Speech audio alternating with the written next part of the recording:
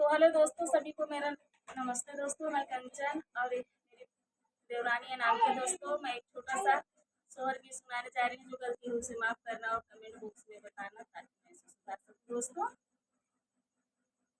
भाऊजी के भाई है होरिलवा, होरिला बड़ा सुंदर, होरिला बड़ा सुंदर हो।